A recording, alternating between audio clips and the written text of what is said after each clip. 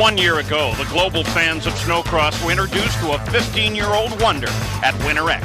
Tucker Hibbert, despite being too young to race the regular tour, was eligible for X, not just to race, but to take the gold medal. Now he's with the pros, ready to fight with the sports master, Blair Morgan, with 6 championships in just 3 years. Boy Wonder and Superman, the Snocross season starts now.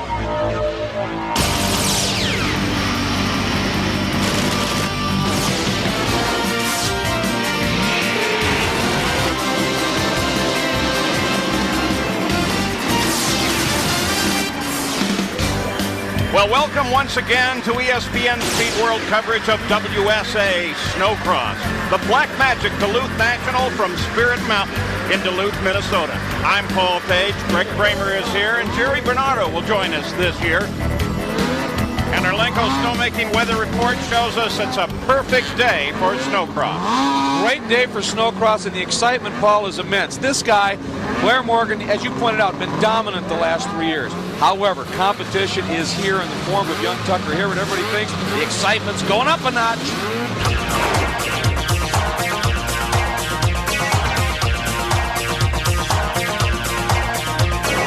I've seen a lot of guys in action.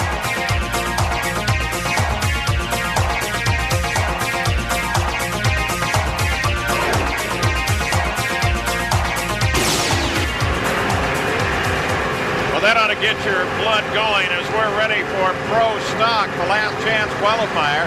And there are the guys ready to run. Take a look at some of the names there. Shabitsky, Ekstrom, Vincent even in this qualifier. This is it. Last chance to go to the back row of the final. Paul Green. At Duluth, ready to run first race of the season here on ESPN Speed World. And already they're jumping over the berm. I tell you what, the young rookie right there on that maroon sled on the outside, Brad Pitlick, up from the semi-pro ranks. This is his first race as a pro. He had a great hole shot, but Ekstrom and Vincent had better first corners, if you will, and they lead now. Shabitsky has gone around Pitlick, picked up 4th. Ekstrom with Chris Vincent right behind him, and Shabitsky dropping into 3rd. Begins now to work on the uphill side of the course, and now they start downhill once again. Look at the immense wall they fall off of right here.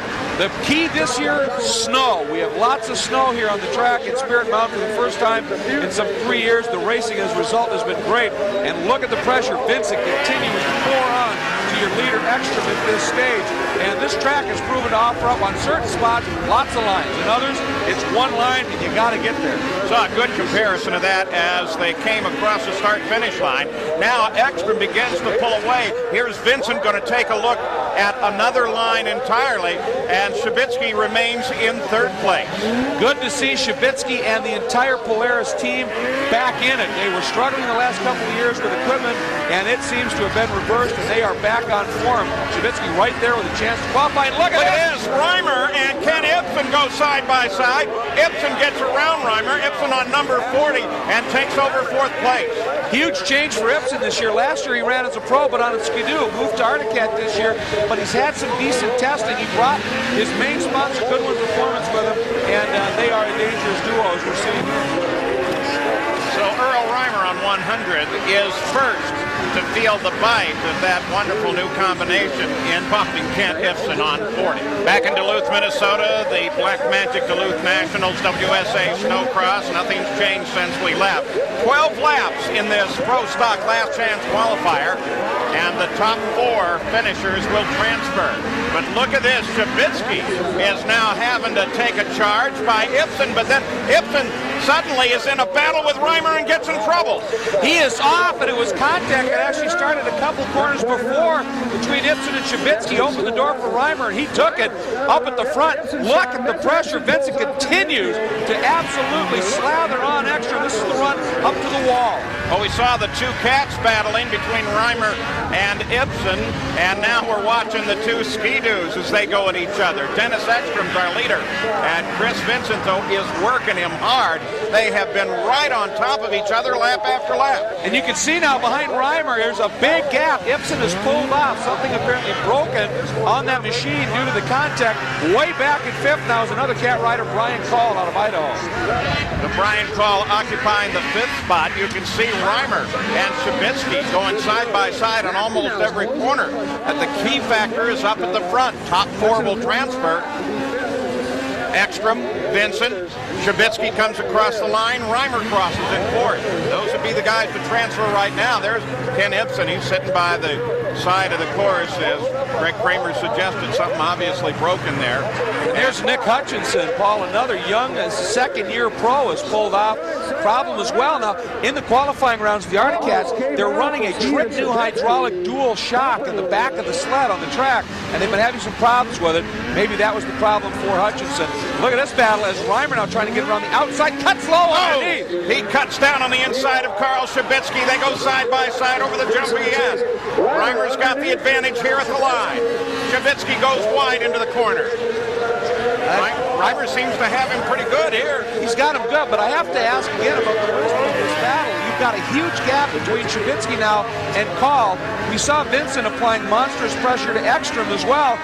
They're going to the back row of the final. There's no points on the line here. Save the sled, save yourself a little bit for the final.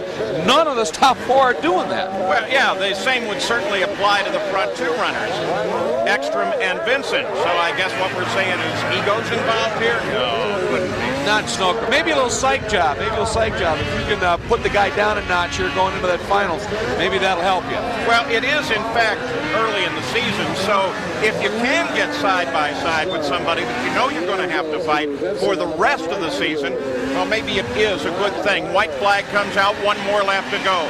On the final run, Ekstrom Vincent. Looks like it's going to be Ekstrom to the line now. Look at Vincent ride, though. Look at him close. Vincent's coming in. He just taped it on that run up to the wall. He never let up and made up about 8 lengths just like that. Here's the run to the finish. As they run toward the finish line. Look at that! Look at that! Side by side. And Vincent pulls off the win. It couldn't have been by more than an inch or two. Unbelievable. When it comes down to that, they use the call of the flagman. You saw him point. And he indicated officially it's going to be Vincent the winner, followed by Ekstrom, then Reimer and Shabitsky. They'll all transfer. Let's go to Greg. On the westernmost edge of the Great Lakes lies one of North America's largest inland ports, Duluth, Minnesota. And overlooking the port city is the Spirit Mountain Ski Resort. But today, the focus is not competition with two skis. The focus is competition with two skis and a track driven by well over 150 horsepower. Hi everybody, I'm Greg Kramer and welcome to the opening round of the World Snowmobile Association Snocross Worldwide Championship. You know, at the beginning of any racing season, there's always lots of changes and developments that occur in the off-season and the run-up to the first race. Well, we'll be covering a lot of those during the show, but one of the changes is particular to the show. We're very happy to announce that we've added a third member to our broadcast team. Jerry Bernardo will be patrolling all the action in the pits and ferreting out those special stories that he does so well. But if change is good, so too is stability. Back for another year handling the play-by-play race call is Paul Page. Paul's up in the booth. I'll send it to you, Paul, and I'll be right there. Well, thanks, Greg. We have something to show you here. They're the hands of Chris Vincent, our winner in the LCQ for Pro Stock.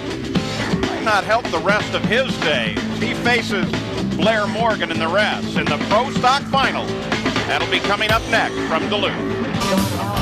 Welcome back to Duluth. You remember all the problems last year, the injuries to Nathan Titus? Well, he's back, and right now he's with Jerry Bernardo. Nathan, it's good to see you back after a year off. I mean, a whole year. That's a long time you had to recoup after that knee injury. There was 4 things you could have ripped up in your knee. You took out 3 of them. That's terrible. I got the full meal deal, yeah. My surgeon was pretty impressed when he put it back together, so he did a good job. Guy's good, does a lot of major knee repairs, and gave me like 9 to 12 months recovery time, and I took it easy on it at first, let it heal up, and then started working it hard, and it seems to be working great.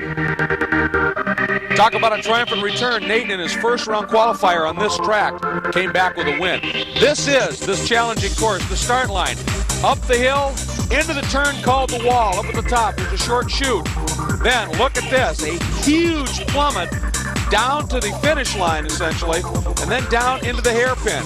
A very busy mogul field, multiple lines in that section of track, Paul. These guys in this final, they're going to have to go after it. Pro stock final is up. There's Tucker Hibbert ready to join the rest of the pros and do battle. Blair Morgan, of course, is going to be his target all the way. The war's afoot. Both those guys undefeated in their 3 rounds of qualifying. The Featherlight Pro Stock Final. There is the front row. You already met the guys that line up in the second row coming out of the last chance qualifier. 16 laps in the Pro Stock Final.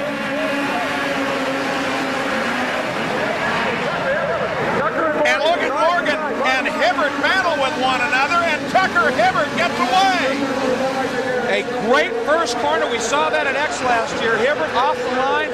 Very, very strong. And Paul, that first turn up to the top of the hill from that start line, so narrow, such a bottleneck, you got to get through there clean, and both of those guys did that exceptionally well. So Tucker Hibbert, and his first pro run, gets out, takes the lead away from the master Blair Morgan. You see Tate drops into third place, followed by Aaron Shield. Interesting, in the qualifying rounds, Paul, I mentioned they both went undefeated. That means, of course, they never met each other in either of those lines or qualifying rounds. So right now, nerves for Tucker, it sure doesn't look like it. I would think that advantage, though, goes to Morgan here because Tucker's got to be feeling something in this whole thing. Well, he's obviously pretty ramped up his first pro start. Now we watch this battle for third. That's Aaron Shield, and we just saw 2 passes and repasses of he and the Amsoil machine of Justin Tate right behind him. And look who's closing up. Noel Kohansky on the Polaris. So that's a 3-way battle, 3rd through 5th. Shield, Justin Tate, Noel Kohansky. Hibbert and Morgan at the front. Whoa!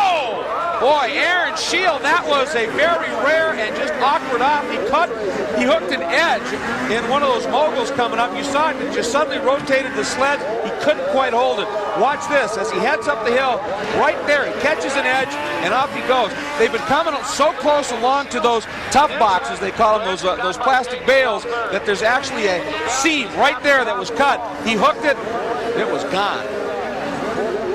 Of course, one of the things is you see him raise his hand there to make sure that he's seen by everybody coming on.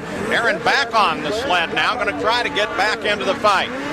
Saw him shake his head, trying to clear the cobwebs a little bit and get going. Meanwhile, up front, Tucker Hibbert now has stretched his margin over Morgan just a little bit in their first heads-up battle here of this season with Tucker as a pro. But Morgan, well, you know he is going to be a factor. He's right there in second. Both of them drawing away from the rest of the pack. And with the off by Shield, it held up Tate. And look who slipped into third, Noel Kohansky. I tell you, this Polaris team is resurgent.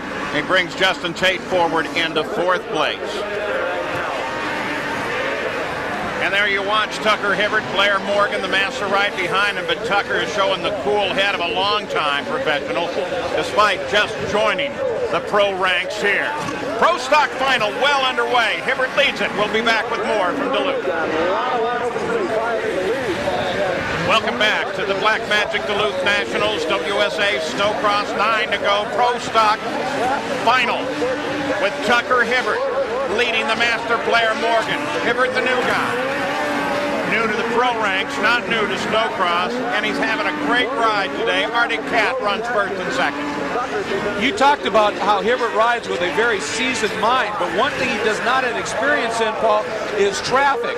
And he's coming up to some now, and of course Morgan, running pro races for the last 3 years, has lived in traffic. The semi-pro ranks that Hibbert ran the past few years, you didn't see a lot of traffic. The races are shorter. This is where Morgan, with that experience, he might be able to read it a little better. This is going to get interesting. But Hibbert right there, a beautiful move in traffic, and he just gained a little bit of ground. Yeah, knowing who's in front of you and also trying to keep track of everybody in the snow, because now for the first time he's going to start getting spray in his face, and that should at least tilt a little bit to the advantage of Morgan. Morgan certainly is taking advantage of that opportunity right now as he begins to close in.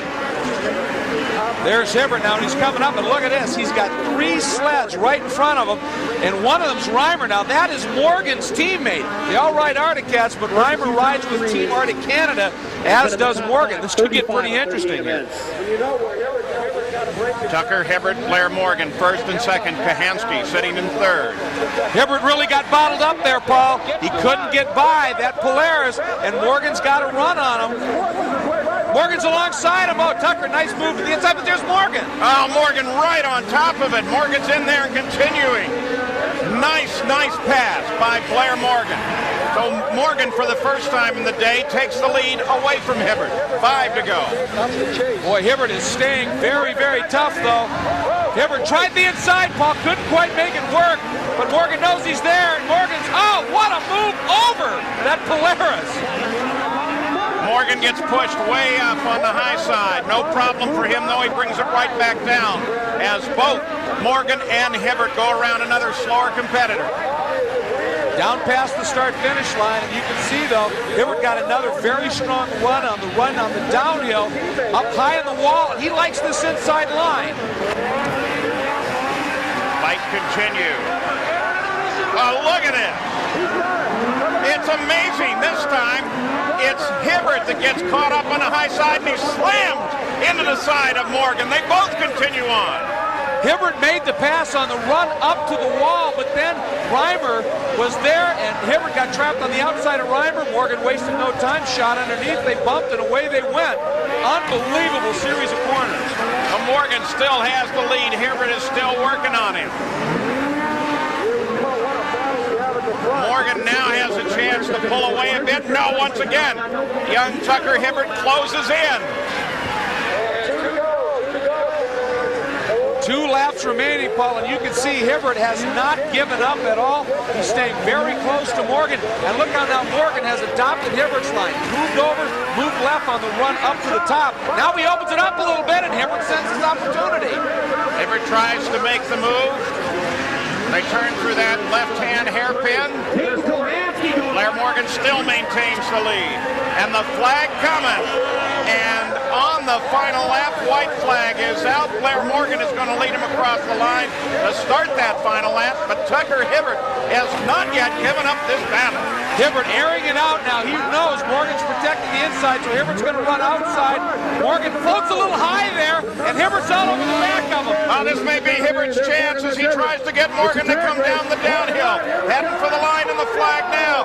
Blair Morgan. Blair Morgan takes the win, but Tucker Hibbert was right there. The Pro Stock final winner is Blair Morgan. But what a run. Well, this is where the pass came. Look at Morgan now, working the outside on the way up the hill. Big air right here, and Hibbert looks back. But this is where Hibbert makes the move. He tries the inside of the Polaris right here. Looks good right here, but entry speed is everything. Hibbert's got to hit the brakes hard. Morgan has the run. That outside line, a little bit quicker in, shuts the door. But that was the previous lap. On the next lap, watch this. Hibbert, that inside line he likes. This time he made it work. He gets by Morgan on the run up the hill. But right there's Reimer. Hibbert goes around Reimer. Reimer floats wide. Gee, how about that? Freezes Hibbert up on top of that slop. There goes Morgan underneath. But this still isn't done. Now Morgan runs wide.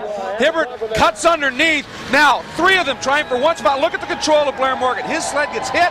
No worries, mate. Lets the back end snap around, goes to the trigger, leads out and down the hill. And the finish, Paul, couldn't have been closer. Blair Morgan wins it. He's with Jerry Bernardo. Almost the next game's flashback with the whole shot by the young buck, Tucker Hibbert. But he worked around the traffic pretty well. Yeah, I think that's a little bit of my advantage. I just yell at the guys in front of me. Hopefully they get out of the way, and I see Tucker got hung up in some lappers, and that's what got by. But yeah, I almost got hit by Nathan Titus on that one jump over there. Just about hit me there, and I was really close to it. Great for the fans, though. Did you hear them up in the stands? They were going off, trading back and forth with you and Tucker. Oh yeah, it was a great race, and I think me and Tucker almost lapped everybody out there. So I think it's just me and him this year, and it's gonna be a great season. Well, Blair Morgan may have in fact called it. It just may be he and Tucker Hibbert for the season. Ari Cat finishes first and second, and there's the rest of the gang. They're certainly going to get into this fight. When we look at the point standings, altogether there are 55 points available. Blair Morgan took 55 points in Pro Stock here in the first run of the year. Well, what about the comeback of Polaris? That'll be the subject of Inside Cross Greg Kramer is coming up next.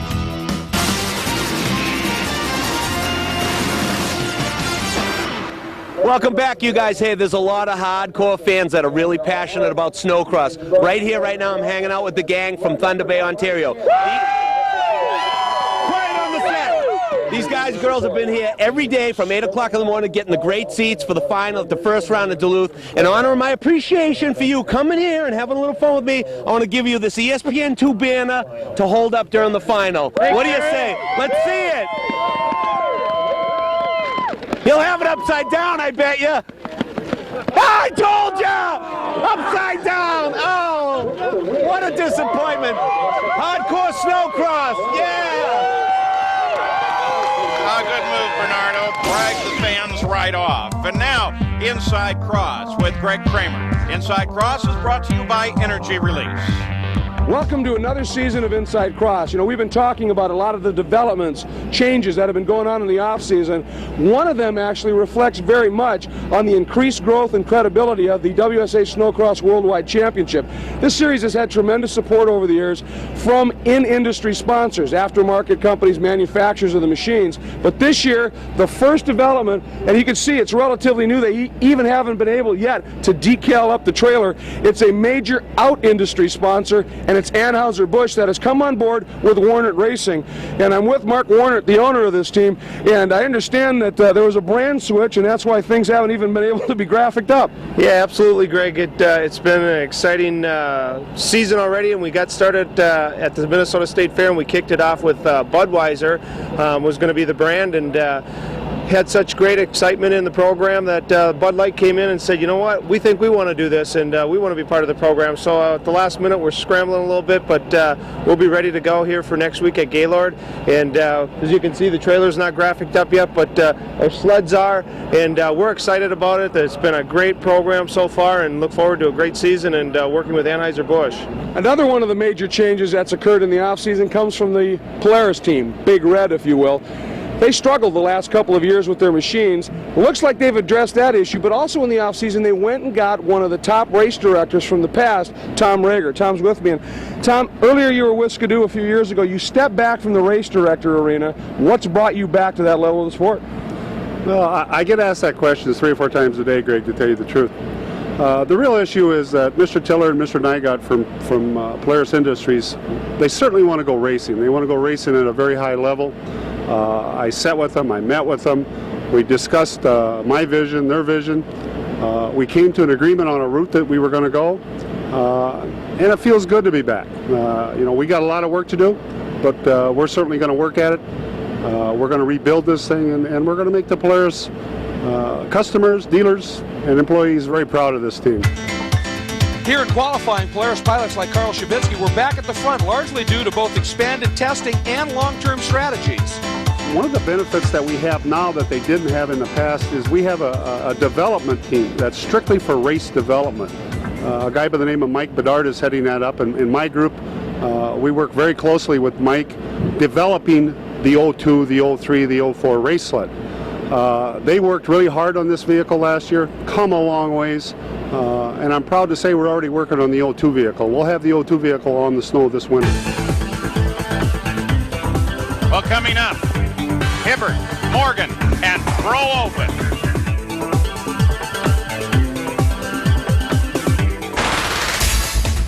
Welcome back to WSA Snocross, the Black Magic Duluth National.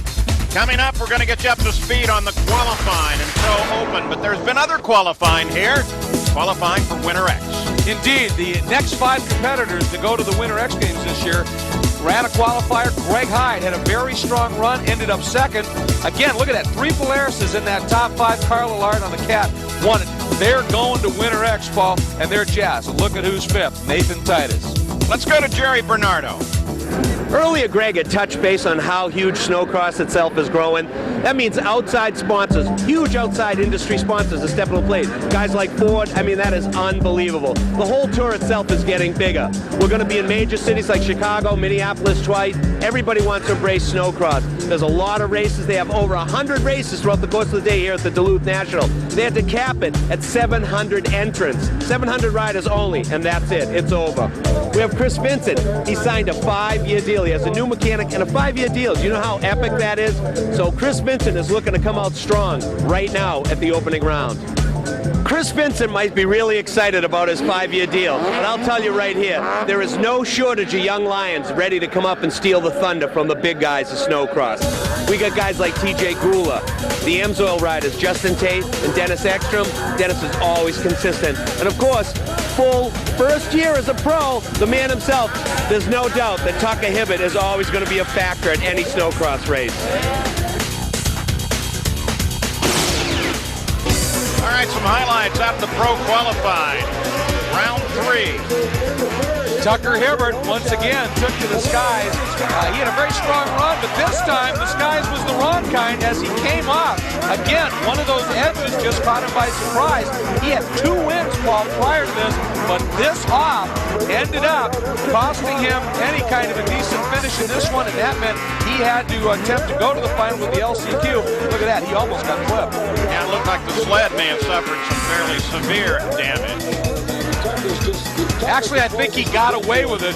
Sled was okay, and he had to be strong because Blair Morgan, once again, undefeated in qualifying fall. The gauntlets was thrown down.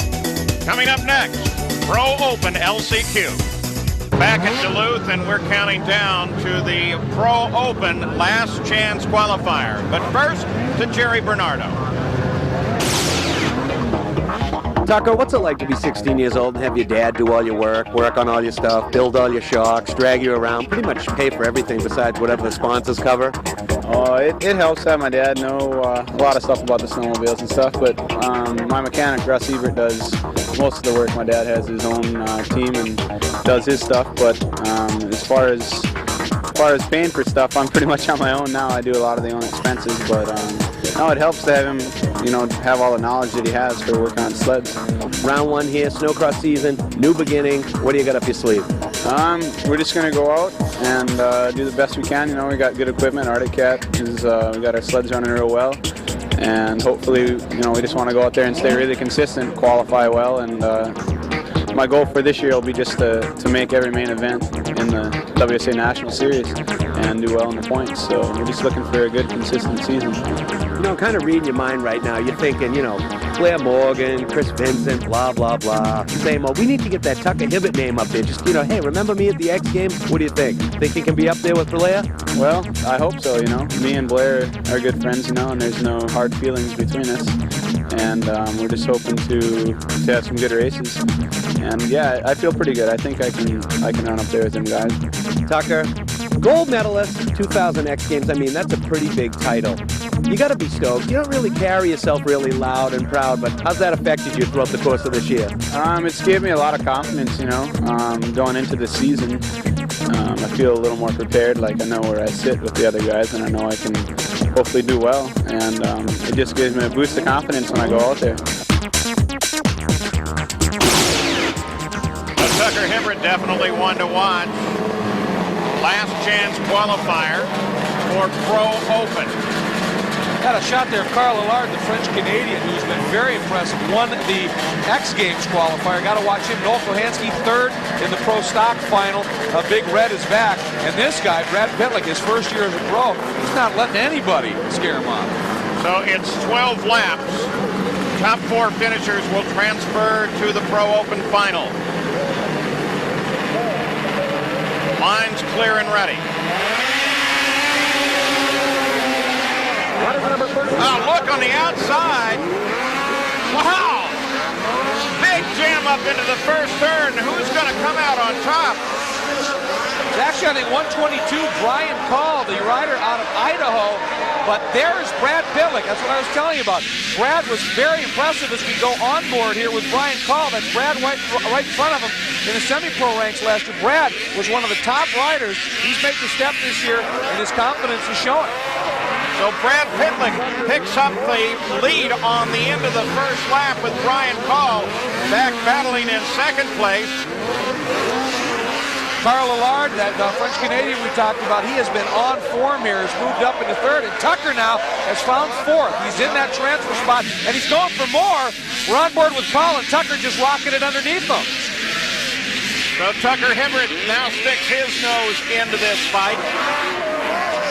Well, I think he just made he did. We started to see it from Paul's onboard. Tucker used the inside line and a lot of air got by Pitlick.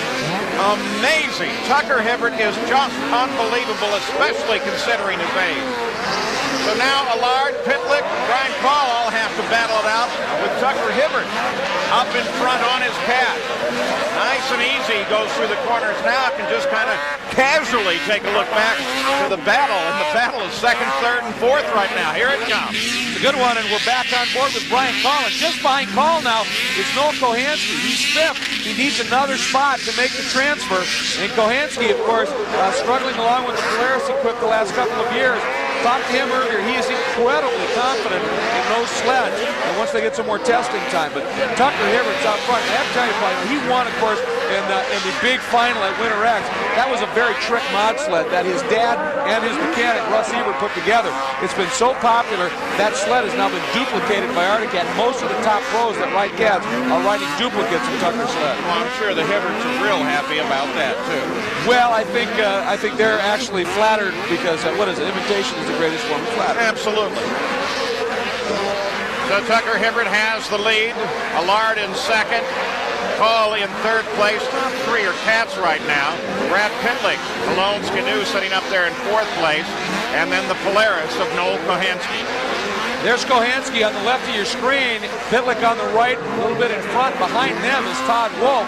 The longer a race goes, Wolf, of course, the endurance champion for so many years, who's come on strong as one of the world's top snowcross pilots. The longer a race goes, quicker he's going to be. And Noel Kohansky, he is working every conceivable line, and he just is trying inside, outside. He's got the inside line. Pitlick shuts the door. This young first-year rookie pro is very, very calm indeed. Back on board with Brian Call, and that is Allard. Allard just ahead of Brian Call is, oh, wait a minute, that is probably wrong. That's what you call a digger from the diggies perspective. Brian Call now has to get it started again. Course workers come out to help him. Kind of a precarious position out there. Tucker Hibbert on the cat up at the front, number 68. We're going to be calling and seeing a lot of that number this season, I suspect. I believe so, on the run up to the wall. You can see him doubling over some of those little holes right now. Everybody clear. They got Carl Allard on the move. So, little woodpecker, as they call it now in the game for Hibbert. When the visor of that helmet slams down on the windshield, even he's feeling the effects of this Spirit Mountain track. You know, one of the things I really like about here at Spirit Mountain is that left-hander that brings us back. They're heading for it now. And the dual opportunities that you have there. That's one of the great things of WSA Snocross. Right there, the inside line, it's shorter, it's a little choppier. You can go way up high on that bank turn, as you pointed out.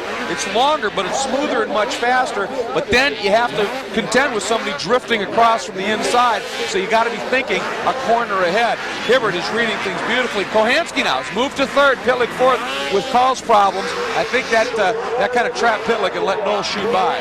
Top four come out of the Pro Open LCQ and transfer to the final.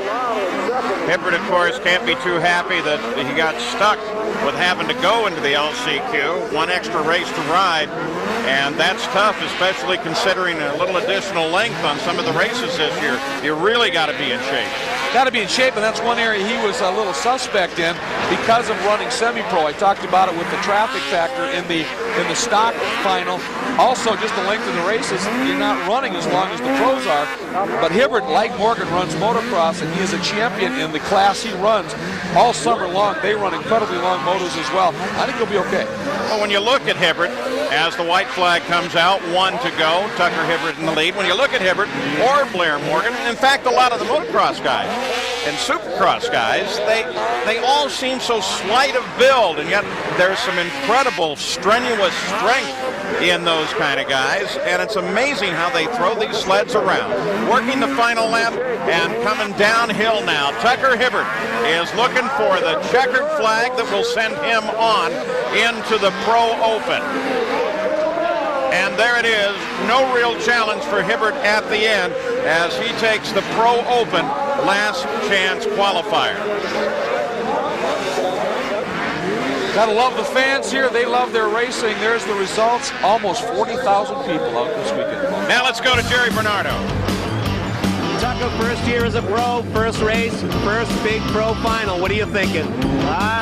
Just trying to do good, you know. We had to go through the LCQ to qualify here today in the Pro Open class, so we're going to be starting in the back row, so it's going to be a tough one trying to make it through everybody. Okay, I know you're a young kid. You got some energy saved up? Oh yeah, we got lots of energy here. It'd make us proud, buddy. We'll try. Thanks a lot. Next stop on the WSA Tour, of course, is at Gaylord, Michigan, the northern Lower Peninsula. Great crowd there. Here's Jerry Bernardo. What are you thinking about the pro final? You nervous at all? Just going to go out and do business? Yeah, I'm not nervous. I just want to go out there and get a good start and hopefully, get that whole shot, pull away, get the checkered flag. Nathan, I hate to bother you. I know you're busy, got a big race. What are you thinking right now? You got to go out there. You've been hammering that knee all day. Just gonna go give it a shot, man. I'm just glad to be in the final. Happy I got 2 finals in. I'm just gonna go give her hell. I gotta go, man. All right, take it easy. So it is time for Pro Open, the final here at Duluth. And we expect it to be a pretty raucous fight here. There's the front row. And of course you will remember that Tucker Hibbert and the other 3 came in as a result of the last chance qualifier. This is going to be interesting to watch Tucker try and come from the back. There's the launch, and one of the Amsoil sleds off great, and we're on board with the Norwegian champion, Paul Grote. And we ride with Grote up at the front. It looks like Todd Wolf was able to jump out in front. Oh, and already we got a rider off. I think that might be 100 Earl Reimer. It sure was. Just an awkward approach to that finish line jump. Not a big jump, but it's real rough at the approach. Just hooked the kicker wrong, and it just pitched him off.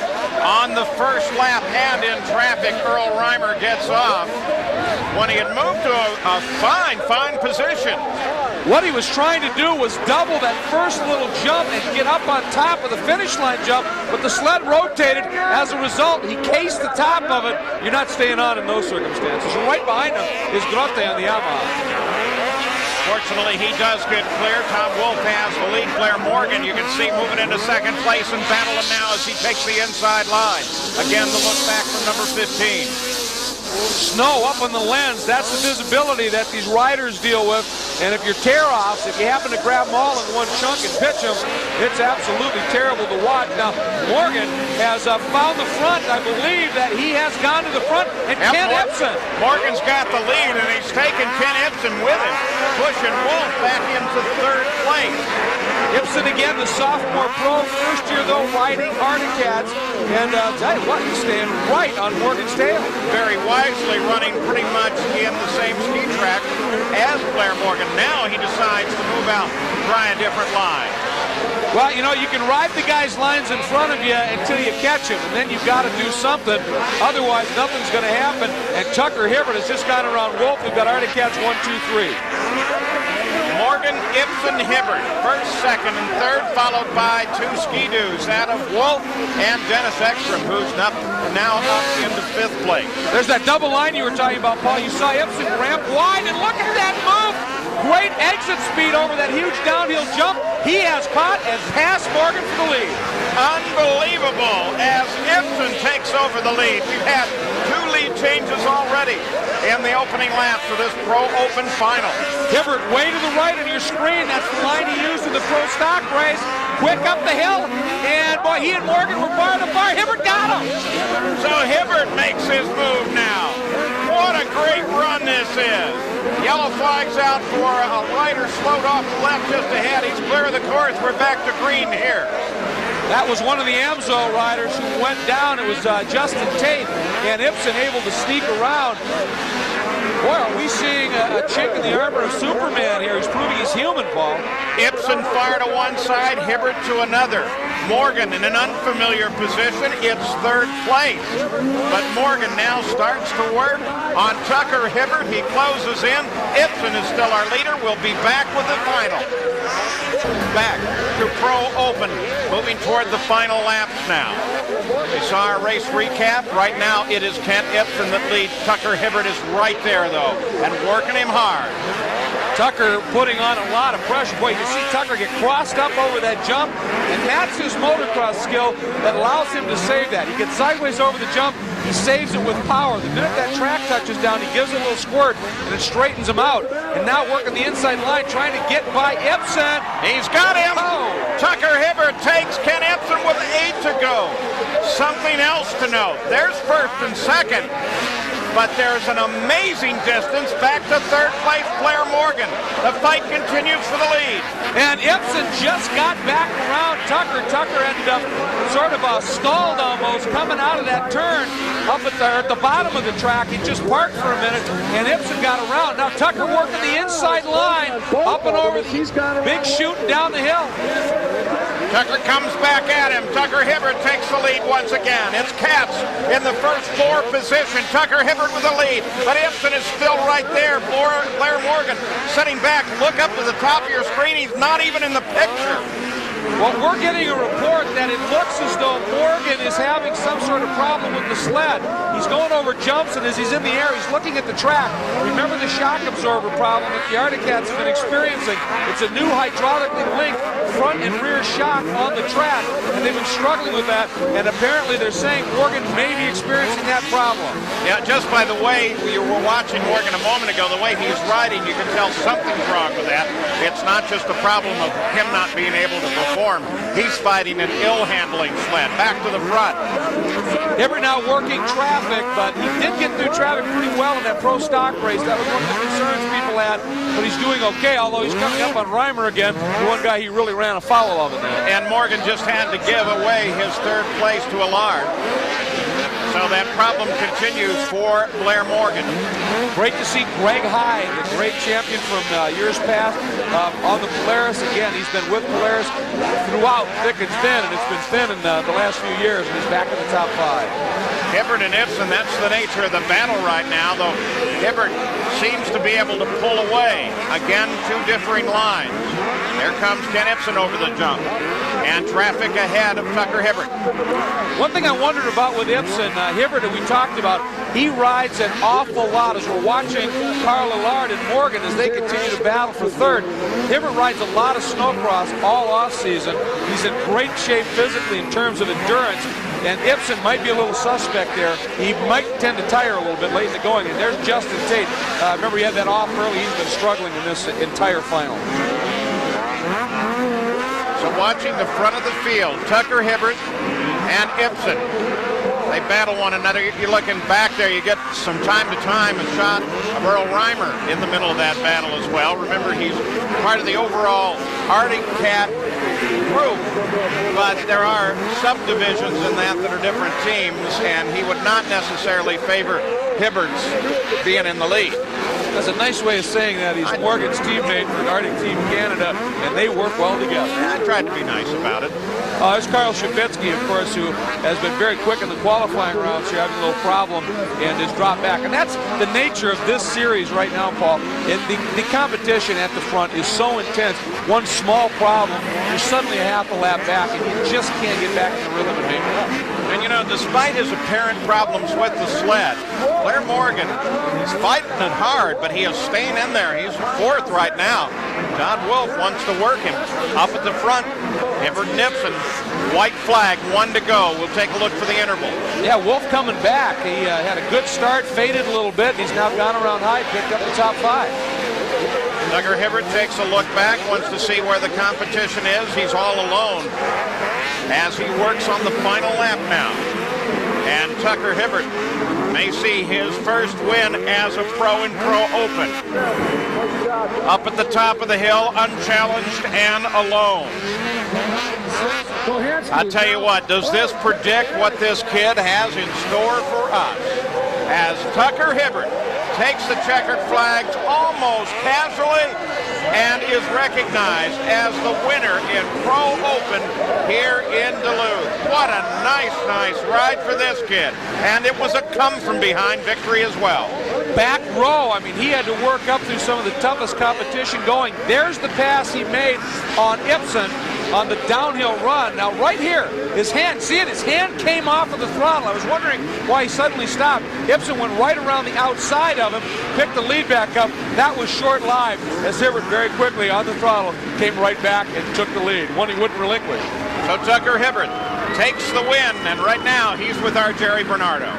Well, Tucker Hibbert, you make things look easy. What, are you just going to start from the second row and blow everybody away? By the third lap, you were in second. What was your strategy on the start? I really didn't have a strategy, you know. Had to come through LCQ, so I was in the back row, and you know, I didn't know what to expect in the first corner. There's been a lot of pileups, so I just went in there with my mind open, you know. Just snuck through there and got out about fifth, which I was really happy with, and then just worked my way through. Got by Blair about halfway through the race, and then me and Kent were kind of battling for a while. I finally got him at the end, and then just kind of pulled away a little bit, rode a good race. Well, congratulations to Tucker Hibbert on his first pro win. They're the official results now. Let's go back to Jerry Bernardo because he's got Blair Morgan. Blair, sometimes things don't work out the way they got planned, you know. Fourth place, kind of salvaged it though. Bad shock problem? Yeah, it felt good. First couple laps, I felt like I could roll with it, and then it just went out on me, and it was like riding a pogo stick out there. And I'm happy with even fourth place. It was pretty hard to hang on to. I got blisters on my hand trying to hang on to that thing, but we're working on the problem. I think we got it solved now. So hopefully by Gaylord, Michigan race, it's going to be all fixed and ready to rock. And there are the Pro Open point standings with Tucker Hibbert taking an early lead in the fight, followed by Blair, Ken Ibsen, Millard, Hyde, and Wolf. Interesting day. Very interesting day, and I think a lot of people are going to be worried because even with that problem they're having with the shock on the Arctic Cats, they still had a huge run. I mean, the top four sleds in this one were all cats. If they fix that, watch out. This has been a presentation of ESPN, the worldwide leader in sports. For more, log on to ESPN.com. Paul Page for Greg Kramer and Jerry Bernardo. We'll see you in Gaylord.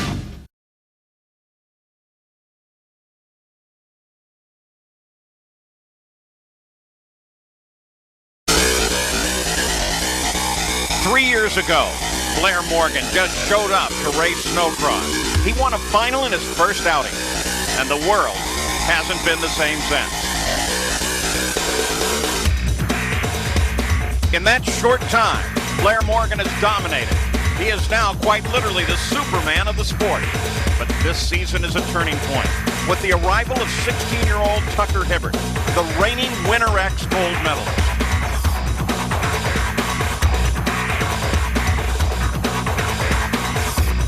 Hibbert and Morgan faced off in the first event in Duluth and came up with a split decision. Pro stock to Morgan, Pro Open to Hibbert. They're back to fight again, but they're not alone. Men like Dennis Ekstrom, Chris Vincent, and Noel Kohansky want a piece of the Snocross Championship.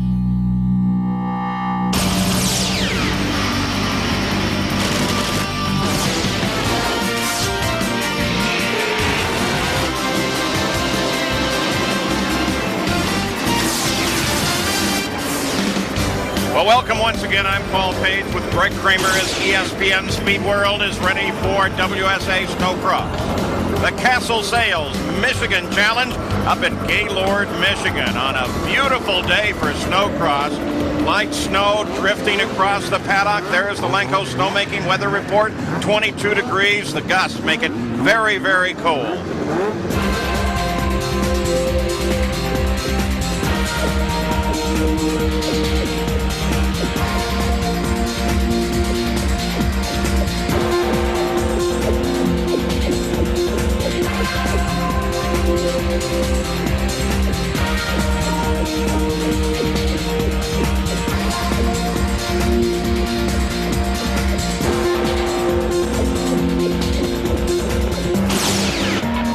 Last minute activity complete. We're ready for the Pro Stock Last Chance Qualifier. 8 laps. The top 4 finishers will transfer into the final. There's the lineup. And the flag. Oh, big battle at the front, but look down on the inside there. Ken Ibsen gets a really nice start. Oh, he played that beautifully. Everybody went to the outside trying to get the exit speed, and Ibsen stayed tucked down to the inside. There's Pitlick, young rookie, first-year pro. Brad Pitlick, the early leader, but Ibsen right there behind him. And I can see a couple different lines being utilized here. Pitlick, a great start, but Ibsen right there. Oh, Brad Pitlick comes up to challenge on the inside. Ibsen's able to pull away. Again, a split in the course, two different lines here. Right there, Ibsen, the clutching on that Arctic Cat paying off as he got the run, got by Pitlick on that maroon skidoo, and now Ibsen leads it, and Pitlick has to take second spot. That green horde came around, comes into the lead. Ibsen, Pitlick, Carl Kuster's in third, and Carl Shabitsky sitting down in fourth place now, with the master Earl Reimer in fifth. Got to watch that battle. Remember, it's the top four that advance, and so the Shabitsky-Reimer battle, with Shabitsky sort of on the bubble right now, is one we're going to be watching. Interesting thing about number 40 right here, good look at young Ken Ibsen, a sophomore pro. He switched from Skidoo to Arctic Cat this year, but his sponsor, Goodwin Performance, came along. They are magicians in terms of clutching. He's sort of become known as Mr. Hole Shot, and he got a great start again, and that launch out of the corners from that clutching setup on the Cat paying off. Oh, look at the front three, front four, actually front five, closed up, all jamming hard in that corner. And in the back, you can see there's Shabitsky, and he's being pressured hard by Reimer behind these three. Boy, this track very rough already. Lots of big holes. You can see the snow when you hit it, Paul. It's reacting in a way almost like water. It hits and it just sort of explodes out, and it's very thick right now. And I'll tell you, it is really wreaks some havoc in terms of setup on these sleds. Tightens down in that one corner is worth a halfway point. And Ken Ibsen has everybody pile up behind him, but then the acceleration takes over and they separate once again. Earl Reimer comes around. Shabitsky picks up fourth place. Boy, huge pass for Earl Reimer. As we said, only the top four go to the back row of the final. And look at this battle right here. Shabitsky now, Paul, trying to get back around the outside. Reimer just parked him up on top of some of that fluff. Pitlick had a chance there for a moment, but Ken Ibsen remains in the lead. You know, a point to be made, last chance qualifier, 8 laps that the others in the final will not have had to run. And on a day like this, where you are fighting the snow most of the day, that's taken a lot of energy. A tremendous amount of energy, as heavy as this snow is right now, and the fact that it's unpredictable, it just gives, you never know what's going on, so you're hanging on for dear life. Look at Reimer right there, and you can see as he gets the skis up a little bit, the way the snow's just pouring off that track, it is so gloomy right now, it takes its toll, not only on the drivers but the machines. Well, the 100 of Earl Reimer, there it is. That's fourth place, and that's the key transfer spot. Carl Shabitsky is still trying to catch up, but it seems like a losing battle at this point going into the final few moments of this last chance qualifier. The white flag comes out, one more lap to go. Ibsen, Pitlick, Carl Kuster, Earl Reimer. Those will be the 4 transfers if they complete this lap in the same order. Pitlick staying close right there on that ISO heat machine to the Goodwin Performance Cat of the leader right now, Ibsen, but right now, Ken Ibsen is picking some beautiful lines, and all Pitlick can do is follow and try and stay close. He's got to be careful for Kuster on that Black Magic Cat behind him. Pro Stock last chance qualifier here in Gaylord, Michigan. And Ibsen is going to run for the line, takes the checkered flag. That's Brad Pitlick that came over in second, followed by Kuster and by Earl Reimer. Now take a look. This is the pass for the lead here, and you can see Pitlick turns in, the sled pushes. See, it won't turn. He's got to he gets a little bit wide out. Now watch right here. Early on the throttle and that clutching, that engine came up and he got great bite, and Ibsen rockets down the inside of Pitlick, takes the lead. Now we go to this moment, an attempted repass by Shabitsky trying to get back into that last transfer spot. He gets up on top of some of that berm, and it just sucks the momentum out of your sled. Reimer goes right back by underneath. That was it. That gave Reimer that last transfer to the back row of the final. And of course, coming up to the line with Ken Ibsen, the leader, followed by Pitlick, Carl Kuster, Carl Shabitsky. There was the finish line.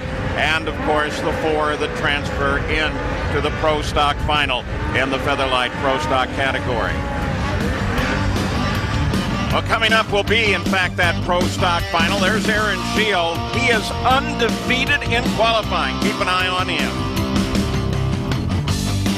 ESPN Speed World coverage of WSA Snocross is brought to you by Ford F-Series. The best-selling trucks are built Ford tough. And Castle Sales, the world's largest supplier of HJC snowmobile helmets and accessories.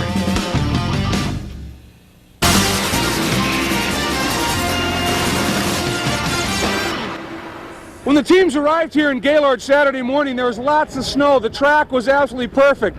Then it started to rain. It rained for a few hours on Saturday, and it really hurt the track. What happens, the snow gets so laden with moisture, then when they start to race on it, it becomes very mealy, just real heavy, very moisture laden and thick and heavy. For the stock guys, it's a killer because they don't have the horsepower that the mods do. When they get into this stuff, it literally sucks the momentum right out of the sled. You got to work on these faces here and ramp around to keep up any speed. If you come in too fast and get on top of it, look at this. I mean, it just sucks the momentum. You just sit here and spin, and it kills you. That affects you everywhere on this track. And speaking of the track, let's take a look at it as the Ski-Doo X Team presents WSA's own 3D rider effect. Look at this. The start line goes right across that final corner that I was just standing and telling you about, down the front straight. There's a big jump as you get by the Castle Sales finish line, then into a 90-degree left-hander, and it's very rough and choppy back here. Some huge moguls, then around a big corner, then a quick right-hand flick, and now you get onto the back straight, and it's decision time. Big air gets you there when it's smooth, but when it chops up, you got to be very careful. That's the lap here at Gaylord. And that sets us up the course that they will be using throughout the day, and especially here in the Pro Stock Final. You've seen the last chance qualifier. That sets up the second row. Aaron Scheel, undefeated in qualifying, will lead them out of the block on the first row. Looking for the flag now. Revs come up. Here we go. Remember now that being the top qualifier gives you first lane choice on that starting line, and Aaron Scheel on the Dimmerman Brothers Cat wasted no time when he got to the line, went right to the inside and paid off. He's got the lead, but right behind him is Hibbert, behind him is Morgan. Aaron Scheel, who has been so powerful in qualifying, takes the lead. Tucker Hibbert on 68 right behind him, third place. There's Morgan. So the battle of these two titans in the sport is underway, but underway behind the leader, 144, Aaron Scheel.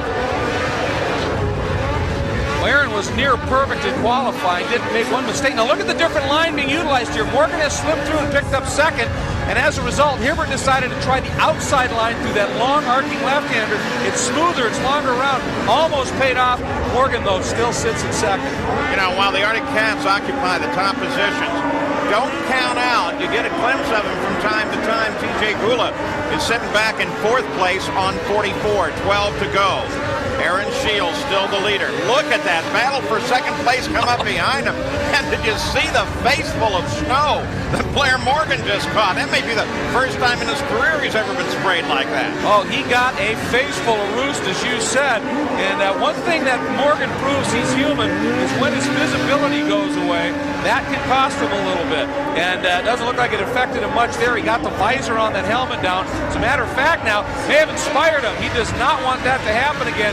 He's really turned up the heat on Scheel. Look at that move. Beautiful. Morgan comes in. He touches Scheel. Scheel gets jammed up, almost comes off the sled, and into the lead goes Tucker Hibbert. He'd been running that outside line, staying away from the back end of the other two sleds, and that was a very smart move. It was a great move by Hibbert. He read what was happening and shot through, but interestingly enough for Scheel, when he started to tip over, he tipped right over in front of Morgan, and had Morgan not hit him in the shoulder, he'd have come off and straightened him up and allowed him to keep going, but it held up both he and Morgan just long enough. Hibbert was through. So Tucker Hibbert in first place now, under attack by Blair Morgan. Scheel's dropped back a little bit. But Morgan, look at him starting to turn it up. He's working different lines right now. Then Hibbert, oh, he got a nice drive out of that corner, Paul. Going side by side, coming across the line for just a brief moment. Morgan had the lead there at the line. They're still side by side. Morgan comes back to the lead. Now Hibbert back to the front. What a great battle this is. What a repass sequence as Hibbert read that beautifully. Saw the speed Morgan was carrying into the left-hander. He checked up, turned underneath, got to the throttle just that little bit, a nanosecond earlier. It was enough. And again, first and second with 8 to go now begin to separate substantially from third place. Aaron Shield, TJ Gula still sits back there in fourth, and Justin Tate in fifth. You saw Morgan get that visor down on the helmet once again. That is so important to be able to use that visor to keep snow off the goggles.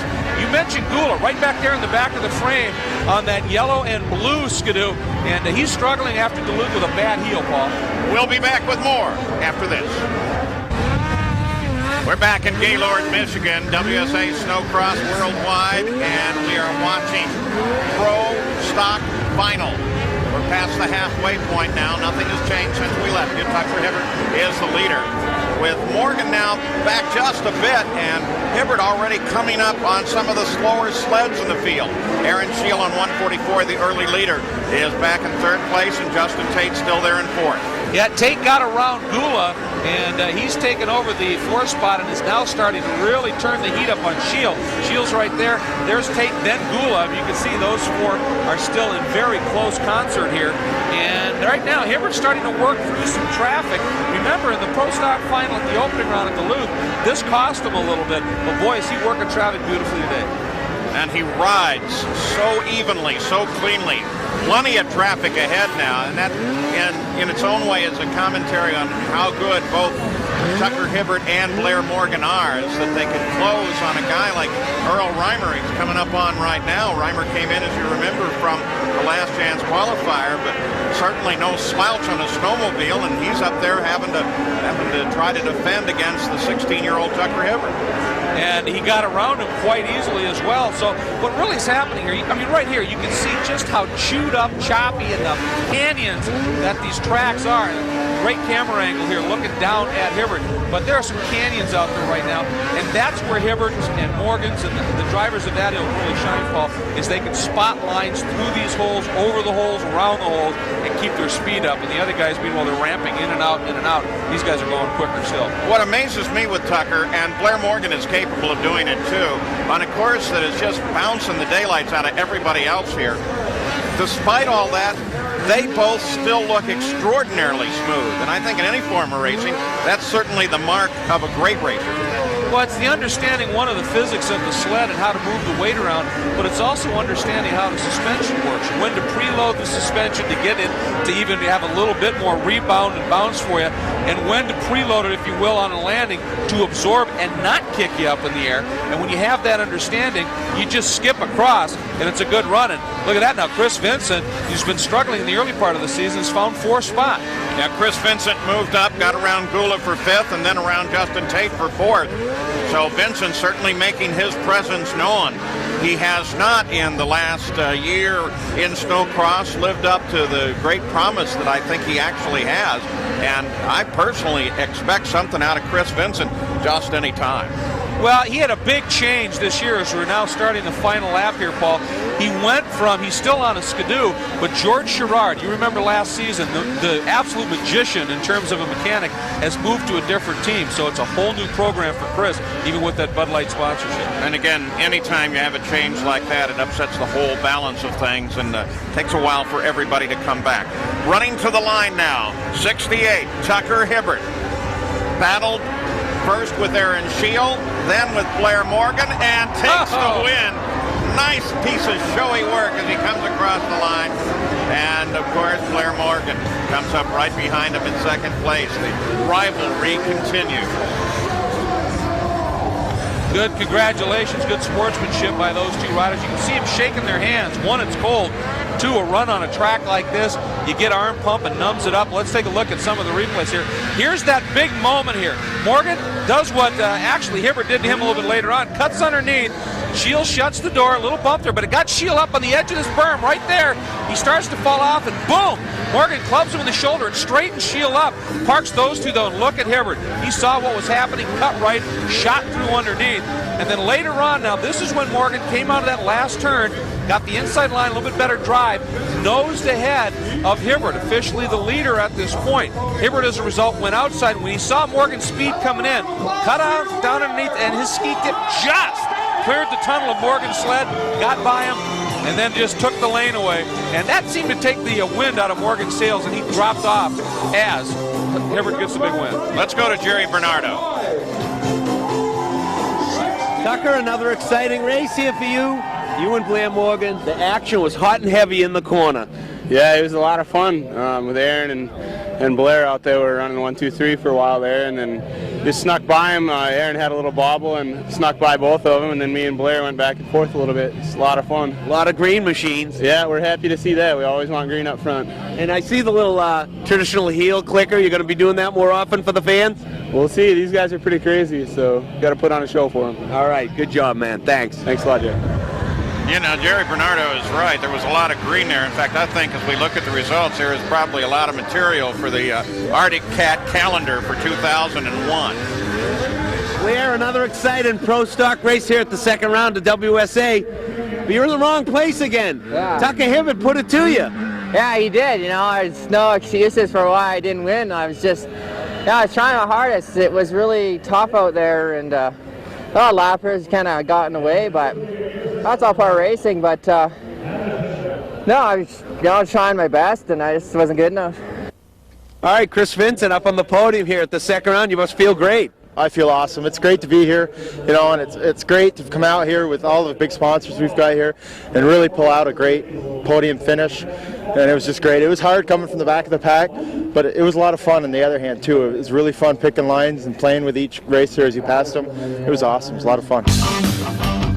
Well, Tucker Hibbert's sled served him well in the race, but couldn't restart after the winner's circle. There are the pro stock standings right now with Tucker Hibbert separated from Blair Morgan by a single point. Coming up next, it's going to be Inside Cross, and we'll check on the status of Yamaha's Dave Brown. A nice crowd, the most dedicated fans in the world. Temperatures in the 20s and the wind above 20, but still here they are. Now, Inside Cross, brought to you by Ride FX High Performance Shocks. Ride hard. We can take it. In Duluth, Minnesota, Chris Vincent's team promised they would have that big hauler of his all graphicked up by the time they got to round 2 here in Gaylord. And boy, have they. Hi, everybody. Welcome to Inside Cross. Another thing we talked about in the Duluth show was Tucker Hibbert. The sled that his dad and Russ Hebert built that he took to gold at Winter X last year was a very trick machine. It was so popular, in fact, that Arctic Cat has now made some versions of that. A lot of the Pro Open guys are riding that machine. Now, I'm with Arctic Cat's race director, Brian Sturgeon. Brian, you've got another very trick shop, TS Racing. You turned that project over to them? Yeah, we did, Greg. And what we did last year, Tucker Hibbert was running the semi-pro class, and his dad and Russ Ebert and Ron Bergman from Arctic Cat and a bunch of their engineers got together. They wanted to build Tucker something special to race with for last year. So they got together over the last summer, and they built a special mod sled last year. And as everyone's seen last year, it came out and just dominated the semi-pro and won the Winter X. So what we did this past year is we took that sled, we brought it down to the guys at TS Racing in Fergus Falls, Minnesota. They looked at it and they duplicated it this year, and we got 20 of them out on the racetrack this year. Another of Arctic Cat's efforts to unlevel that playing field and find that little advantage comes in terms of the rear suspension. I'm with Arctic Cat ZR project manager and, of course, legendary racer Kirk Hibbert. And, Kirk, we understand now you've got dual shocks in the back of this that are hydraulically linked. But first of all, what's the purpose for that? Well, the main purpose for the hydraulic communication, or link that we call it, is to give better pitch control. In the previous, most of the other brands have used a mechanical coupling, they call it, to control pitch, which works well for pitch control, but it has some traction problems at times. So at Arctic Cat there, we developed a hydraulic one that interties the two shocks and pretty well gives us that needed pitch control and doesn't compromise much on the traction. I understand the traction comes in the form of keeping more of the track flat on the snow, getting all that horsepower to the ground. Most of the snowcross conditions, of course, is very loose, so we've got a lot of horsepower, so we get a lot of track spin, so anything you can do to get more bite out of that snow, like put you ahead faster. Duluth was also very unkind to the Yamaha team. For the second year in a row, they lost their lead driver in a bad crash and a serious injury. I'm with Chad Johnson, Yamaha race director. David Brown, of course, went down hard, broke his ankle, we understand. First of all, how's he doing? What's the prognosis? Dave's doing really good. He is working out and keeping in shape, and it just ended up to be a break. So it's going to heal quick, and he'll be back before the season's over. No tendon or ligament damage, that's great. And the guy is buff. I mean, he's in shape. Yeah, I mean, he's a true athlete, and that really helps his recovery. Good news on Brown. Coming up, Jerry Bernardo is going to compare Pro Stock and Pro Open.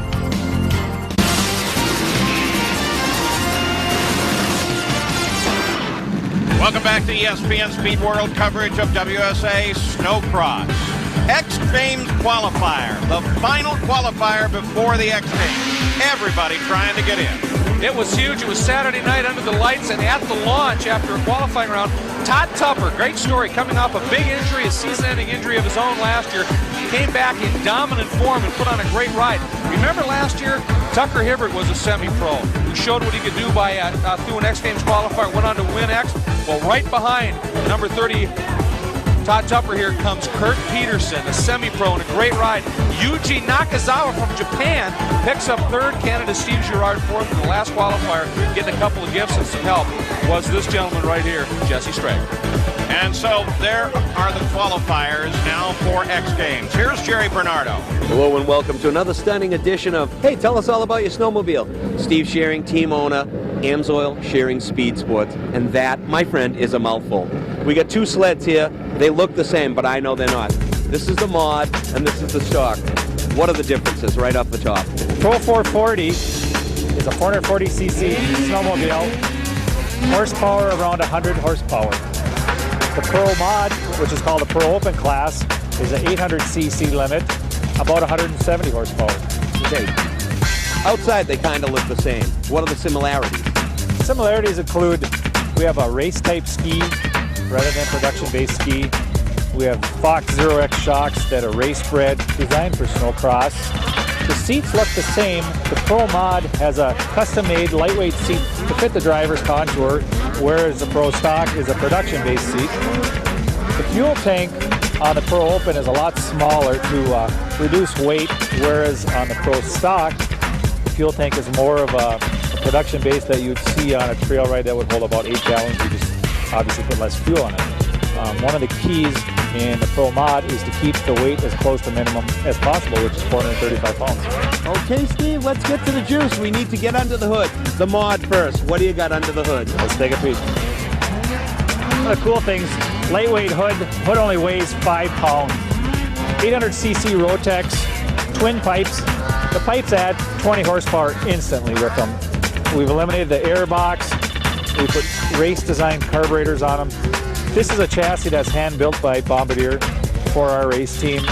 They build approximately 10 to 15 of these, and each manufacturer does that for their top riders. Okay, let's move over to the stalker and see what we got under the hood here. Okay, starting off, the hood is about another 10 pounds heavier than the custom lightweight hood on the mod sled. 440cc motor. Each manufacturer has to build a minimum of 500 of these snowmobiles to be legal for this type of racing. A single stamp pipe, and the Pro Mod has the twin pipes. Now I know I rode one of these last year at the X Games. This thing, the mod, will do like 0 to 60 in 2.2 seconds. That's real fast. What can this do? They both cruise. That does it in about that time. This one about 2.8, and for a 440, it just screams. Gets the job done. Absolutely. And coming up next, those monster sleds of Pro Open. We'll be right back.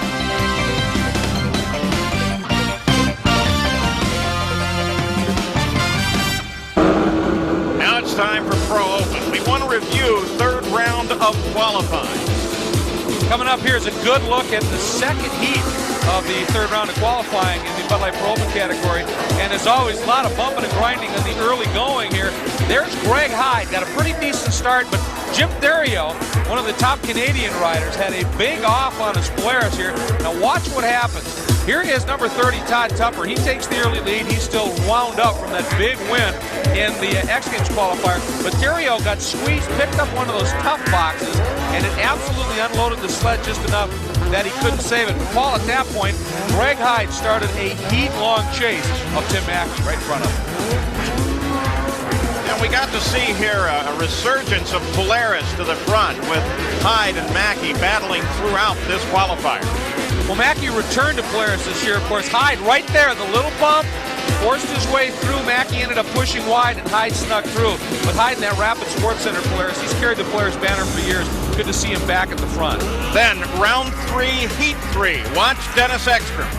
Right there on that black Amsoil Skidoo, he nailed the hole shot, had it figured out, shot through the start line corner and onto that front straight with a clear lead. And of course, Paul, with the visibility of the way the snow is, he ended up with a very dominant, well-deserved win. And of course, the qualifiers also run in the very heavy snow we have here. Now, this is the fourth heat. Interesting battle between an old veteran and a newcomer. Absolutely, not a lot of riders in this heat, but one of the best battles. Reimer on the number 100 machine, the Arctic Cat, got to the front early, but working the inside, little bump there, he and Johnny Mulligan together, is the Japanese star. That's Yuji Nakazawa on that trick new Yamaha Proba sled. Watch this move, he cuts low, couldn't make it work right there, and he and Reimer wound up in a race-long scrap. And Nakazawa, he laid back a little bit, started the charge. Reimer got bottled up in one of those big holes, and right here Nakazawa tapes it a little longer, goes a little farther. That was enough. As he got around Reimer, Reimer could not get back at him in the final corner. And a hugely popular win for Nakazawa, quickly becoming a fan favorite for his attitude. Yeah, Yuji's really going to make a mark in Snocross. Yuji Nakazawa. Now, here we're in Heat 5 of Round 3, and this was the big photo opportunity heat. It truly was. You had some big names in it, but there was a big incident that had huge implications on who was going to the final and who had to go to that qualifier to get to the back row. Ibsen had a good lead built here, shuts the door on Vincent, but watch what happens. They both went for the same piece of real estate. Boom! They're over right there. Everybody else tiptoes by and gets around them, but both Vincent and Ibsen are on their heads. Now, the deep snow, they're trapped. They're okay, but they're trapped. I don't know about you, but my definition of okay does not include being face down in soft snow with my snowmobile on top. Okay, it's a relative okay. They're relatively okay. Unhurt. Unhurt, exactly right. Now let's go back and take a look at what happened. You can see they're both going for the same piece of real estate. Vincent Ski hooks the tunnel in the back of Ibsen's sled. They both end up on the top end, but on the side of one of those huge berms, and they both just tipped over. And again, because of that soft snow, they're trapped underneath their sleds. They're okay, but they can't get out without some help. And obviously, they both end up now in that qualifier. They can only make the final via the back row. And that becomes then the challenge absolute for Chris Vincent, the driver of 46, as he's ready to face the last chance qualifier. And that's coming up next.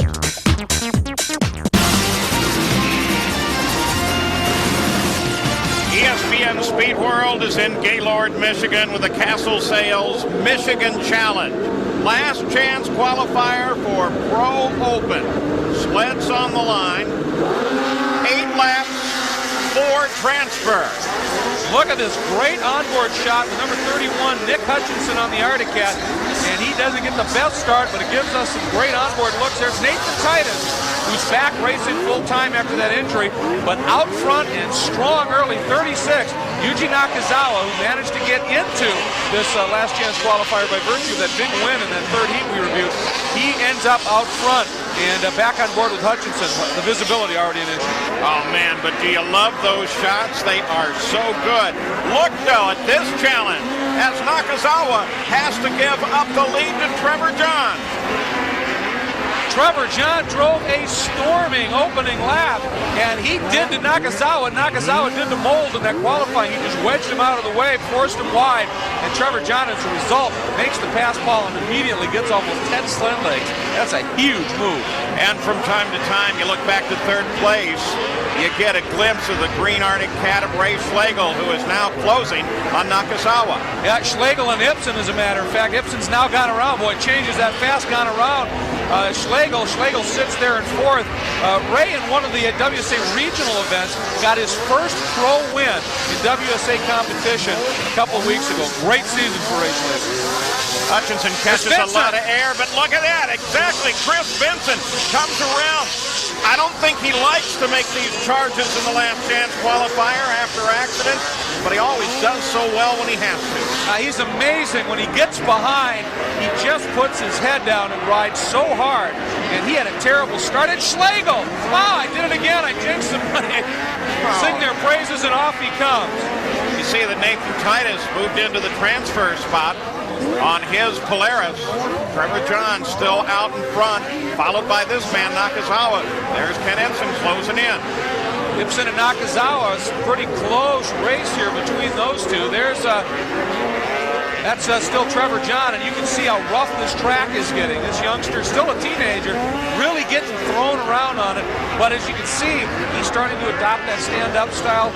He's utilized it quite a bit last year, and he's much more comfortable on these new Polaris sleds. The re-engineering to the suspension geometry on these machines, Paul, has been unbelievably effective. And Trevor John's not without his moments of glory on a sled, and many more to come. It does seem like you almost have to be a teenager to endure a weekend of snowcross racing. Witness John, witness Tucker Hibbert, and Blair Morgan for that matter. Young and healthy, absolutely right. And of course, the smoother you ride, the more you tend to stay healthy. And that has been certainly Morgan's strong suit over the years, his speed. But oh, that's Jesse Strag. He was challenging with that top four, and he's off. Doesn't change the top four. It's still John Nakazawa, Ibsen, and Nathan Titus.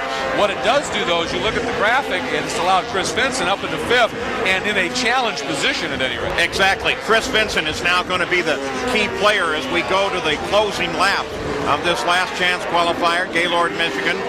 Pro Open. Look at that. Vincent just took a run at Titus going into that final turn. Have to see whether it paid off. I just caught it in the back of the screen. Onboarding. Oh, there's that roost we were talking about. And that's where you got to get that visor down. And Hutchinson seems to be able to do that. There's third place, Ibsen. The question is, did Vincent get Titus?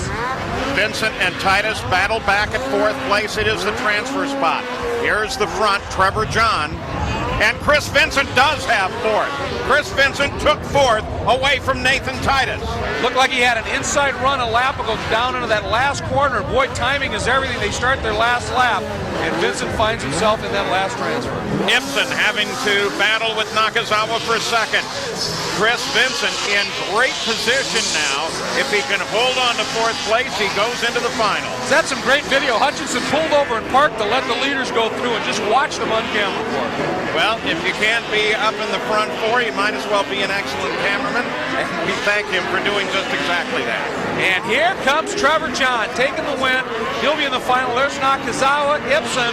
That's Hutchinson actually a lap down. But let's go back now and take a look at the replay of the start. And it, of course, very, very busy. The big squeeze play. They remove the tough boxes. You run through that last corner. Then they put them back out there. You can see the official doing that. And look at Ibsen. He got crossed up. He actually had the whole shot, but he got so crossed up, and it allowed Nakazawa to just rip through, pick up the lead. But here is where Trevor John found a little bit better line. Nakazawa, again, pushes wide. Can't get the sled to turn. Trevor John bumps him, and away he goes into the lead when he wouldn't give up.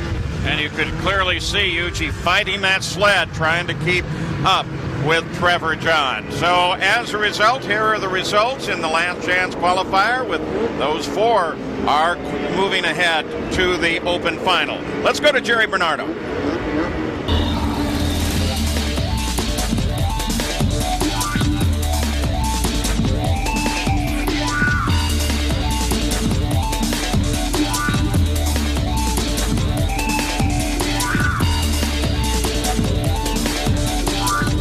With over 100 races at any one given day at the WSA Snocross, you know, being a flagman isn't the coolest job in the world, but it's really, really important. It's really about safety. The most important flag is the yellow one. You have to adhere to the rules of the yellow flag. That means someone's crashed. You have to get away from that area. You don't want to land on someone. It might be a buddy, and you might get hurt too. I'm going to hang out with the flagman, see if I get the swing of it, and maybe I can do a little flagging. Maybe the checkered flag.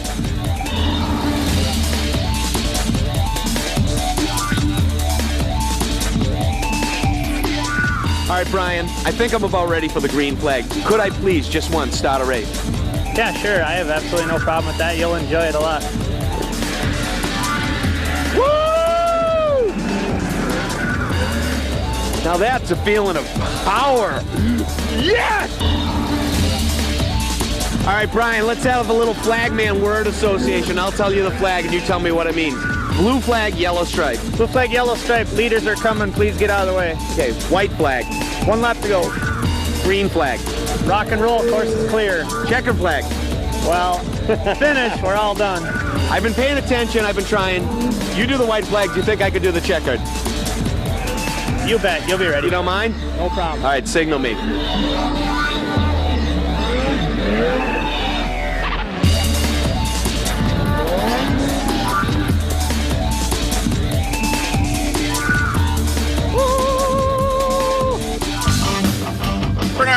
from those flags. You don't understand machinery. Coming up next, Tucker Hibbert and the rest, the Pro Open Final. Our next coverage will come from the Black Hills of South Dakota and the Deer Mountain ski area. The Arctic Cat Deadwood Shootout coverage on ESPN2. The Pro Open Final. The snow picks up. They're on the line. Here is the front row. And, of course, the back row is determined by the last chance qualifier. And, of course, keep an eye on Tucker Hibbert and Blair Morgan, the rearward-looking view from Aaron Shields. Oh, look how close that helmet comes to the Castle Sales finish line banner there. They kick some huge air. There's Morgan quickly to the front. Blair Morgan to the front, but Hibbert right in behind him. Morgan grabs the early lead. Tucker Hibbert is going to challenge early. Once again, Morgan was the top qualifier in Pro Open, and he took that inside lane. It seems to be, huge job. Big hit. That's Todd Tupper. Oh, man. Fortunately, he's okay. He wants to get back into the fight, but he got thrown way off of that sled. Blair Morgan now unchallenged by Hibbert. Yeah, Morgan's opened it up a little bit as we go back on board with that helmet cam facing backwards from Shield. Shield didn't get the start he wanted. He's buried a little bit deep in the pack. Bad for him, good for us, so makes for some great shots. And look quickly how quickly those two have opened the margin up over third place. Currently number 96 is Carl Shabitsky. And there, look at that. There is Hibbert again using that outside line. He did it pro stock. He's going to try it again. It worked pretty well earlier. The thing is, the tracks changes so much in just a couple of laps, let alone with a lot of support class racing going on in between. But again, pops way out wide. This is that final turn. He tries to use the ramp down here to get to the finish line. So Hibbert challenging from second place. The nemesis this year of Blair Morgan. Hibbert almost came off. He got very crossed up, Paul. Hit a huge hole over there, and it almost offloaded him. He saved it, but cost him a lot of time. Right there, I think, Paul, I'm sorry, that is Chris Vincent. He didn't get a good start, and he's starting another march through the pack. Well, it has been a tough day at work for Chris. Back at the front, battle renews. Morgan. Tucker Hibbert. Hibbert still uses that high outside line, and it always deposits him behind Morgan, but each time it seems to be another foot or two closer. Well, that's exactly right. One thing he understands is he is now right up alongside of Morgan's inside line. Wow, Hibbert is so close. He understands you can't just follow the guy's lines in front of you. If you're going to get by him, you got to find something that's better. Hibbert comes across the start-finish mound, taking it pretty easy. It's Morgan, though, that is still in front, and Carl Shabitsky there, he rides in third place. That's really where Carl's been for the entirety of the race. He's got really an immaculate ride going. Ekstrom's fourth, and Vincent coming through the pack again is up to fifth. But here's the move by Hibbert, and who's that? Todd Tupper. Morgan hits Todd Tupper. Unbelievable. Here's the replay. Watch underneath the banner. There's Tupper, and something's not right. He lands, and I think something lets go on the sled. There's Morgan. Tupper's falling off, and look at the sled control by Morgan. Yeah, he landed on the back of Tupper's sled, but he used his ability to get that sled rotated left to avoid Tupper, who had fallen on the right, and as a result, Hibbert now is in the lead. And Idaho's Tupper very brightly rolls off to the right. We'll be back with more. Pro Open continues with 5 laps to go. Tucker Hibbert, with the altercation involving Blair Morgan, picks up the lead. Morgan back to second place. Shabitsky third. And Chris Vincent coming forward, working on Dennis Ekstrom for fourth. Look at the visibility issues everybody's dealing with. There's Hibbert right in the middle of a huge pack of traffic. The temperatures drop. That wet, kind of loamy snow that we were talking about is now freezing and getting very granular. It's throwing up into the air a little bit more intently right now. Then you've got snow falling. That's making it all the worse. And then for Hibbert, immense traffic. But you see him, he was absolutely perpendicular to the track surface as he laid a pass on some of this traffic. This kid right now is in the proverbial zone. And at the same time, Blair Morgan is in the very frustrating position of having to handle up Ruse in the face and coming through the traffic as well, knowing that every second Hibbert is getting a slight bit of advantage and pulling away. We just saw a brief shot of Morgan doing something we rarely see him do, and that's riding on the edge. He was almost out of control. He is just trying everything he can to stay with Hibbert, but unlike that pro stock final in the opening round in Duluth, Hibbert's getting some great breaks in traffic. Morgan almost looks a little quicker when they're both running clear. Oh, last lap. Definitely Morgan was quicker. He's closed up now and has to anticipate the traffic in order to try and close down and take Tucker Hibbert. Right on top of one another, they nail each other. Morgan didn't expect that slowdown and just flat nailed the back of Hibbert. Hibbert got up onto the top of that jump, and he's been trying to keep the track down and digging in the snow, and he got up on top, hooked the lip on that a little bit, and parked, and Morgan was getting a run built up and just got right into the rear bumper, the mud flap there, of Hibbert's sled. That's what happens when you're running the line of the guy in front of you. Boy, Morgan's just going to shove everybody out of the way. Now, watch, Hibbert hasn't really been going for much air on the jumps. Like you say, he's been trying to keep it down, and Blair just didn't anticipate that at all. Oh, he did not. We are on the last lap, and Vincent has gotten around Ekstrom and picked up Forrest, so Vincent's charge, his history of that this weekend through the pack, continuing with success. But once again, you take a look at what Hibbert's doing here. He's owning traffic, and that's been making a big difference. Look at that. Shield ended up right Morgan's way. So on the final lap with the checkered flag, Tucker Hibbert takes the win, followed by Blair Morgan, and that rivalry continues. Here it is, the official results. Hibbert, Morgan, Shabitsky, top three. Let's go now to Jerry Bernardo with our winner. You're going to love this one. Tucker Hibbert continuing on his reign of domination at Snocross. How'd that sound? That's all right. It's pretty good. Yeah, but Blair Morgan put a little more depth into that. But Blair Morgan really wasn't planning on that. You guys had a great race until lappers again. Yeah, the lappers are always a big factor. You know, Blair's leading for a while there, and then Ken Ibsen and him got together, I think, and snuck by, and then I got kind of messed up with some lappers too. It went both ways, but just showed a strong race. I had some good lines planned out that worked out in the end. I like the nice little save over here in the back section. Yeah, that was close. I caught that bump just a little bit wrong and almost went off the check. How excited are you to be sitting here once again in the middle spot on the podium? Well, actually on a big snow mound. It feels good. It feels real good. We're just happy to be out here riding. This kind of track is what I love. Big jumps, big holes, just a blast. All right, man. Congratulations once again. Good job. Thanks, Jerry. Tucker Hibbert takes the win, continues the lead in the points by a mere 2 over Blair. It's amazing, though, for this young rider. Keep in mind, 2 now events as a pro, 4 finals have been run. He's 3 out of 4. Not bad. This has been a presentation of ESPN, the worldwide leader in sports. For more, log on to ESPN.com. I'm Paul Page. We'll see you at the next event.